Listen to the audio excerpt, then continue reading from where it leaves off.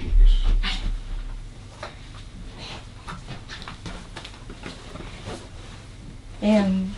Vale, básicamente yo soy una estudiante de diseño y de ingeniería y estoy haciendo mi TFG y estoy empezando mi investigación en los campos electromagnéticos y en especial pues la gente que se ve afectada como por ello. Y o sea, básicamente yo lo que quiero hacer es crear una ayuda para ese tipo de personas, que puede ser desde un punto de vista como más de crear conciencia, porque a alguien le dices que es la hipersensibilidad electromagnética y no tiene ni idea. No se conoce de forma normal en la sociedad. Sí, o de crear pues una ayuda más directa, como más funcional.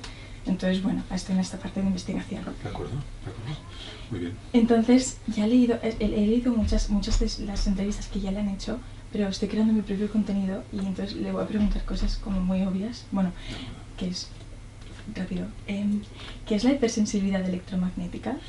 Es un trastorno que aún no está reconocido como enfermedad, en el que personas que previamente toleraban bien la exposición a campos magnéticos empiezan a tener síntomas cuando se aproximan a campos magnéticos de diversos tipos. Es decir, habitualmente no es un único tipo, por ejemplo, no es solo una luz de un fluorescente o una pantalla de un ordenador, sino que puede ser, por ejemplo, el teléfono móvil, las wifis, las redes que pasan por la electricidad en el domicilio, una red de alta tensión, puede ser una antena de telefonía que tienes en el barrio que te enfoca a tu domicilio. Estas personas, cuando están en proximidad a exposiciones a radiaciones electromagnéticas de diferente tipo, pero dentro de lo que es las radiaciones no ionizantes, es decir, ya no hablamos de las ionizantes, que está clarísimo que causan mucho problema, por ejemplo, las centrales atómicas, los rayos X, etc.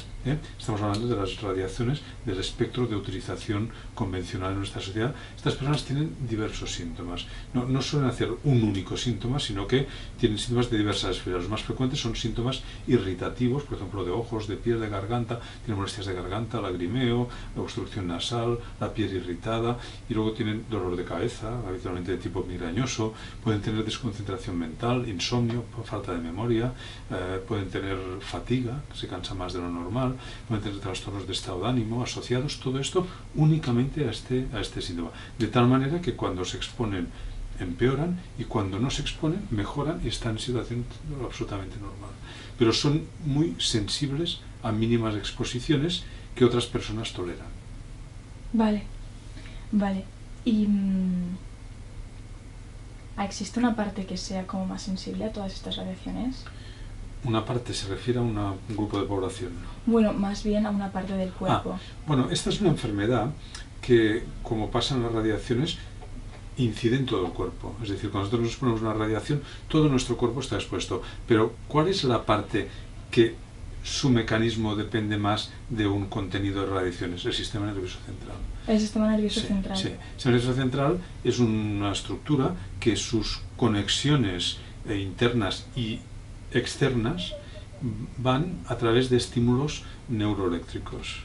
Con lo cual, pues, de hecho son electroquímicos, es decir, se manifiestan por un potencial de acción eléctrico y se transmiten a veces con un receptor químico, que puede ser la adrenalina, la dopamina, serotonina, pero que tienen una base de descarga de potencial de acción eléctrica, con lo cual se interfieren habitualmente poco con una exposición en una persona que no es electrosensible, pero las personas que son electrosensibles, estas exposiciones interfieren su funcionamiento a nivel del sistema nervioso central y disfuncionan varias esferas, por ejemplo la memoria, por ejemplo el dolor, el inicio de dolor, de cefalea, por ejemplo el sueño, o la sensación de fatiga o la sensación de dolor generalizado. Se les puede desencadenar por una exposición a una radiación.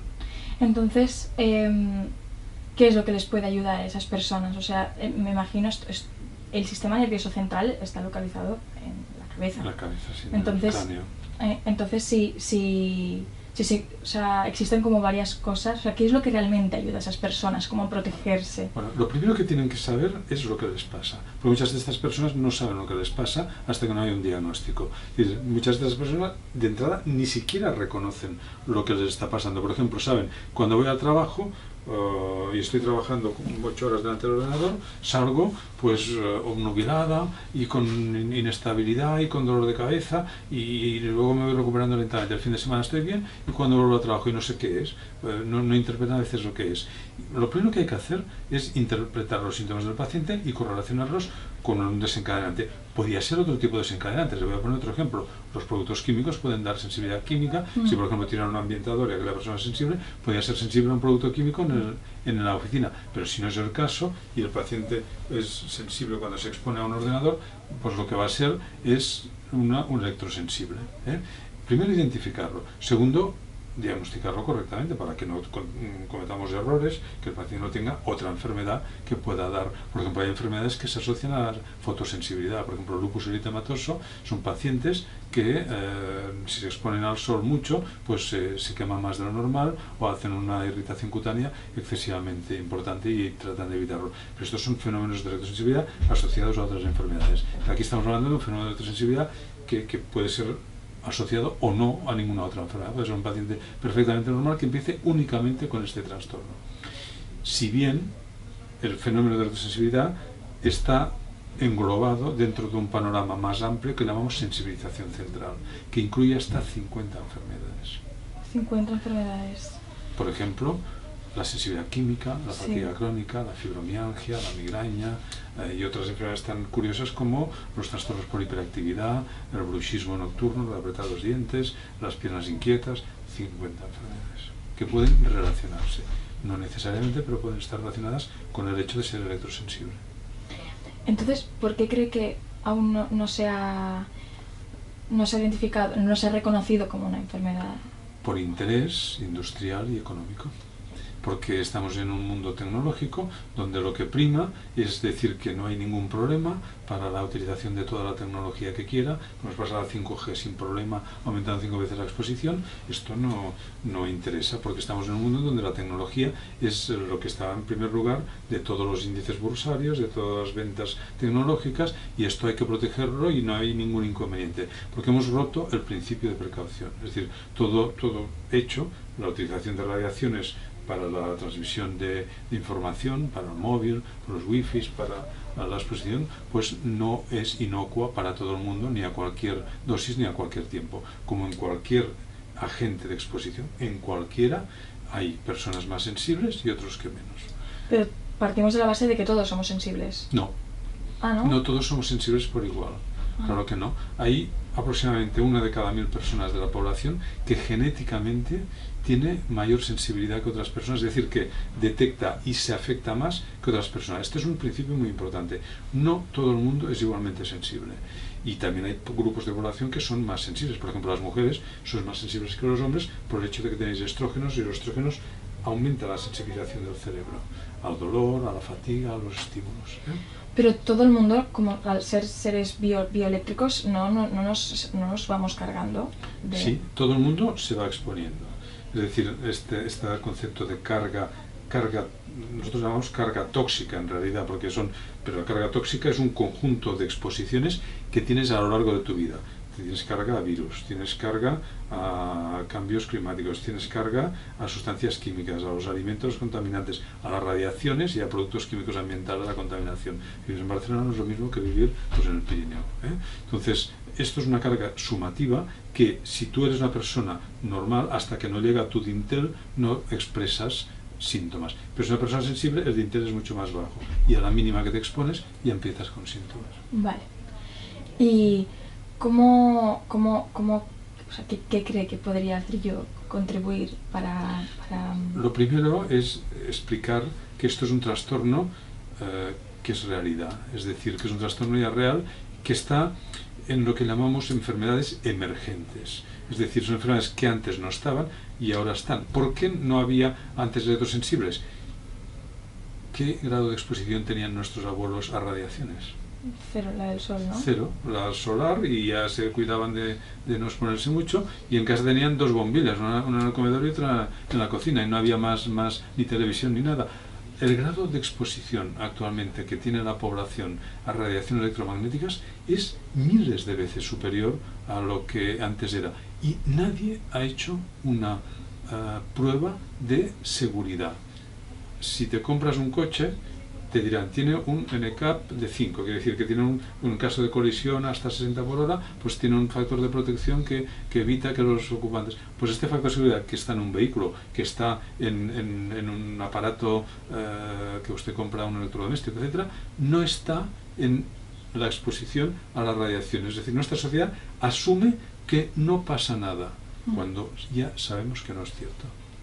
Lo que pasa es que esto no interesa reconocerlo y por eso no se ha reconocido como enfermedad y existe incluso propaganda en este sentido, es decir, no pasa nada, cuando no es así de cierto. Porque, por poner un ejemplo, si uno coge las instrucciones de cuando compra un teléfono móvil, ya dice cosas ahí ya dice que no lo utilice mucho tiempo, que no esté mucho rato pues en proximidad al cerebro, que si puede ser en manos libres mejor, y no tiene nada que ver los primeros de los últimos. Los primeros eran mucho más potentes y ya se van intentando delimitar estos efectos secundarios que están ahí. Y se sabe, por ejemplo, ya hay evidencia de que la utilización del teléfono de forma prolongada, por ejemplo, operadores de teléfono muchas horas al día, pues puede inducir tumores cerebrales. La electrosensibilidad es un cancerígeno tipo 2B reconocido por la Organización Mundial de la Salud. Pero es que no solo es cancerígeno, se quedan muchos otros síntomas, como síntomas de sensibilización central, entre ellos los síntomas de electrosensibilidad. Y esto ya no está reconocido como enfermedad, le llamamos trastornos, pero en realidad es como una enfermedad no reconocida, es una enfermedad real. Es una enfermedad real. Vale, y entonces, volviendo un poquito como a una pregunta que le he hecho antes, realmente ¿alguien cómo protege su cuerpo del...? Bueno, lo primero que tiene que hacer es analizar a qué se expone. Ya. Uno tiene que analizar a qué se expone, cuántas horas pasas en el ordenador, cuántas horas llevas un auricular al lado de la oreja, cuánto wifi te expones en casa, desconectas el wifi o no por la noche, tienes un contador digital dentro del domicilio o fuera del domicilio. Es decir, qué carga tóxica y global, ya yo diría, no solo electromagnética, sino electromagnética dentro de un conjunto más global, alimentaria, qué tipo de alimentos estamos haciendo, qué tipo de sustancias químicas, dónde vivimos, qué contaminación hay, y la electromagnética dentro de este conjunto, porque a la que sobrepase el dintel de tolerancia va a empezar a tener síntomas. Vale. Pero una vez, descubro que estoy súper expuesto, que es, bueno, es que he visto como desde que se pintan las paredes como con una pintura especial. Entonces, a nivel global hay que hacer lo que se llama control ambiental. Analizas de todo esto y si nos concretamos en lo que es la radiación electromagnética, uno tiene que saber, por ejemplo, de dónde viene mi exposición, porque voy a poner un ejemplo. Si uno tiene una exposición de una antena que tiene delante de su casa en el edificio de enfrente, que hay un hotel, por ejemplo, ahí se está exponiendo, pues si pone unas cortinas de aislamiento, por ejemplo, de aluminio, unas cortinas técnicas, evidentemente no son las cortinas de algodón, sino que pues puede parar relativamente, porque las radiaciones van en 3 dimensiones. Si, por ejemplo, la exposición que tiene es su wifi, pues en vez de wifi poner un cable y utilizar el ordenador un cable que no se expone tanto a las radiaciones.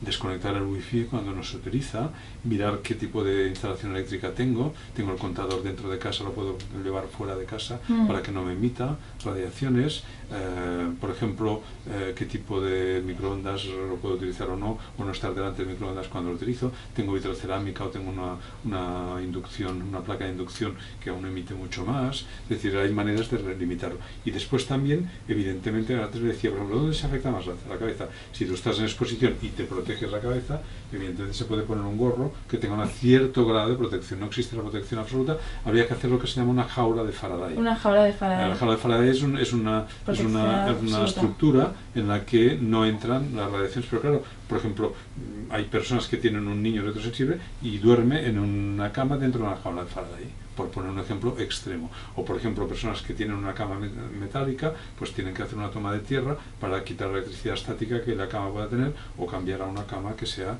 de madera, que no es tan captadora de electricidad estática, ¿no? ¿Ves sentido que todo el mundo, o sea, en un futuro, en 2025, cuando el 5G sea una realidad, que todo el mundo vaya con una jaula de Faraday puesta? Bueno, de la misma manera que antes no parecía posible que la gente circulara por las grandes ciudades con mascarilla para evitar la contaminación, ahora es un hecho muy frecuente. Y, por ejemplo, hemos encontrado ejemplos como los de Shanghái o Pekín, en los que el centro de la ciudad se ha hecho inhabitable y han tenido que bajar los niveles de exposición porque si no, simplemente era inhabitable. porque ya no era un 1 por 1000 de la población, sino que era un 10 o un 15% de la población que no era capaz de vivir ahí de forma regular y se iban de ahí. Entonces, claro, si hacemos las ciudades inhabitables por contaminación química y electromagnética, pues al final nosotros mismos tenemos que adaptar recursos, porque además se ha visto que en relación a la exposición electromagnética es posible seguir haciendo comunicaciones bajando 1000 veces el nivel de exposición. Es posible realizar comunicación. Mantener el nivel de comunicación y de prestaciones que tenemos sin tener tanta exposición. Y le voy a poner un ejemplo. ¿Cómo funcionan las redes inalámbricas? Funcionan con antenas que tenemos en un barrio o en una ciudad, etcétera, ¿no? Veo una compañía telefónica, por ejemplo, yo tengo Movistar, por poner un ejemplo, que yo sé las antenas que hay en el barrio y hay 4 o 5 cerca de mi casa, ¿no? Pero, por ejemplo, viene otra compañía, entonces pone otra antena, en vez de utilizar las mismas, o pone otra antena y ya son 5 más. Y luego, por ejemplo, en vez de poner una cerca de poca emisión, ponen una lejos que cubra más zona de muchísima más emisión, para ahorrarse tener que poner 4 más. Entonces, claro, hay maneras técnicas de mejorar. Ya he dicho antes, por ejemplo, que no es lo mismo lo que emite cuando hacía una llamada un Nokia de primera generación o un Nokia de cuarta generación. Entonces, claro, tecnológicamente se pueden hacer cosas para disminuir la intensidad. De la misma manera que se ha hecho que los coches sean más seguros cuando tienen una colisión. Los coches de nuestros padres, bueno, había algunos coches que se llamaban el coche de las viudas, porque se morían a la mínima colisión, porque no había ningún tipo de protección, casi eran agresivos para el ocupante. En cambio ahora se hacen para que en caso de colisión sean más... Es decir, en resumen, hay maneras de hacer control ambiental de forma global y de forma personalizada. Y uno también tiene que saber las cosas que tiene en su casa, desconectar todos los aparatos cuando no se utiliza. Incluso hay gente que desconecta la red eléctrica durmiendo, dejando solo, por ejemplo, la nevera o lo imprescindible. Pero, por ejemplo, no tener electricidad en el dormitorio, que lo tenemos en la cabecera donde dormimos, hay un enchufe en cada lado y en la cabecera nos pasa electricidad. Con un despertador electrónico que lo tienes a un palmo del cerebro que te está midiendo toda la noche. Con el móvil ahí cargándose. No. Bueno, hay formas de amortiguar la exposición, y luego no añadir otras cosas, no añadir pues también los fármacos. Hay fármacos que son sensibilizantes, hay dietas que son hiposensibilizantes respecto a otras que no. La contaminación ambiental también intentar pues de vez en cuando pues descontaminarte un poco, etcétera. Por lo tanto hay medidas, se puede hacer, es decir, control ambiental no va en contra del progreso. Simplemente hay que limitarlo en la medida de lo posible para no incidir en un agente que cada vez se expone mucho más exponencialmente en incremento. Vale, creo que ya está. Pero es muy importante que la gente sepa que esto es una realidad, es decir, que no estamos hablando, aún muchas veces el paciente que va a hacer una consulta porque es electrosensible, lo envían al psiquiatra. Porque dirán, no, es que es una fobia a la electricidad. No, perdón, no es una fobia a la electricidad, es un efecto secundario por la electricidad. No es una fobia. Una fobia es una respuesta emocional inadecuada ante un estímulo que debería ser neutro, ¿no? Pues, por ejemplo, ver un perro por la calle no debería causar fobia. Yo no tengo fobia, o un electrosensible no tiene fobia a una pantalla, es que simplemente las radiaciones le afectan y le provocan síntomas. Esto no es una fobia, aún se está confundiendo con fenómenos psiquiátricos frecuentemente, incluso por médicos. Entonces, le pondré un ejemplo. En Cataluña tenemos un programa de atención a enfermedades por sensibilización central, pero hay solo 3 ramas: la fatiga crónica, la fibromialgia y la sensibilidad química. No está reconocida en este programa la electrosensibilidad. No hay atención regularizada de electrosensibilidad. Vale. Sí, también es lo que hay pocas instituciones públicas que lo... De forma oficial ninguna. Solo de forma alternativa o de forma complementaria. Pero no está en ningún programa de atención a nivel público en ningún sitio de nuestro país, ni de Europa, ni mundial. Entonces, claro, si partimos de que no nos la creemos ni la atendemos, pues claro, puede pasar de todo, porque es una situación sin control cuantitativo, sin control. Sí que se está haciendo ya protocolos al menos de información por parte de las agencias de salud ambiental. Por ejemplo, en Barcelona la Agencia de Salud Ambiental está haciendo un protocolo de contaminación electromagnética, pero de momento sin actuaciones, solo informativo. Informativo. Ay, ¿y cómo es esto? ¿Cómo se...? O sea, ¿qué es esto? Es una agencia pública, municipal, de salud ambiental de Barcelona, está en la Plata de Seps, y está haciendo un informe sobre qué contaminación tiene Barcelona electromagnética, de la misma manera que sabemos la contaminación química y sabemos el nivel y el grado de alerta y si pueden entrar los coches con diésel o no, y hay medidas restrictivas de emisión y de contaminación. Pues la electromagnética de momento está a nivel informativo, no activo, no ejecutivo. Pero claro, hay una teoría muy interesante en este tema, que es la teoría del punto crítico. Es decir, cuando una sociedad actúa delante de un problema, estamos hablando de un problema, que es la progresiva contaminación electromagnética, ¿verdad? Se llama punto crítico al nivel de tolerancia que tiene la sociedad hasta que este problema no es suficientemente importante para actuar. Punto de inflexión. Punto de inflexión, se llama punto crítico de inflexión. Vale. ¿Sabe en qué unidades se mide el punto crítico? En euros. Es decir, no es por salud, no es por mortalidad, no es por calidad de vida, no es la salud lo que importa a nuestra sociedad. Y me sabe mal decirlo, porque soy un profesional de la salud, es la economía lo que nos mueve. Es decir, hasta que el daño económico no sea superior al beneficio económico. ¿Y cómo es el beneficio económico de las industrias de la tecnología eléctrica y de comunicación? Altísimo. Hasta que el daño no sea altísimo, no haremos nada. Nada. El tabaco, ¿cuándo empezamos a fumar la humanidad? Hace mucho, ¿no? Hace milenios en América y en Europa desde que Colón lo trajo desde ahí, o sea, desde hace más de 5 siglos. ¿Cuánto hemos tardado a no evitar, sino a limitar el tabaco en Europa? 500 años. 500 años en limitarlo. ¿Cuánto tiempo hace que consumimos alcohol la humanidad? Desde siempre. Desde el principio se ha generado alcohol desde las plantas, etcétera, destilados, etcétera. ¿Cuándo estamos haciendo algo? Aún no lo estamos haciendo. Entonces, ¿qué va a pasar con esto? Pues hasta que lleguemos al punto crítico. En algunas ciudades ya han llegado al punto crítico. Esto que le decía de China, han tenido que bajar el nivel de exposición y han visto que es posible hacerlo sin tener que dejar el móvil, sin tener que dejar... Pero, por ejemplo, hay que hacer cableados, que es mucho menos... ¿Esto dónde? En Shanghái. En Shanghái.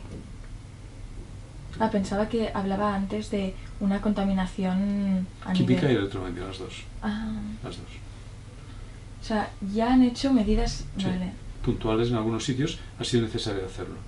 Bueno, y de hecho, vamos a ver, hay personas... Esto, por ejemplo, no se reconoce a nivel profesional, no está reconocida como enfermedad profesional, pero una persona que esté trabajando en un ambiente absolutamente cargado, que sea electrosensible, ¿cómo va a poder seguir trabajando ahí? Entonces ya hay en España reconocidas 2 sentencias de pacientes electrosensibles que los hemos diagnosticado de electrosensibilidad. Y voy a poner un ejemplo. Un paciente que es un conductor de un tren eléctrico que tiene encima suyo una catenaria de 3000 voltios y que está trabajando en una caja metálica expuesto a 3000 voltios a 3 palmos de su cabeza. Y es electrosensible. ¿Qué le pasaba? Pues que iba en el tren y en vez de ir para aquí iba para allá porque se desconcentraba.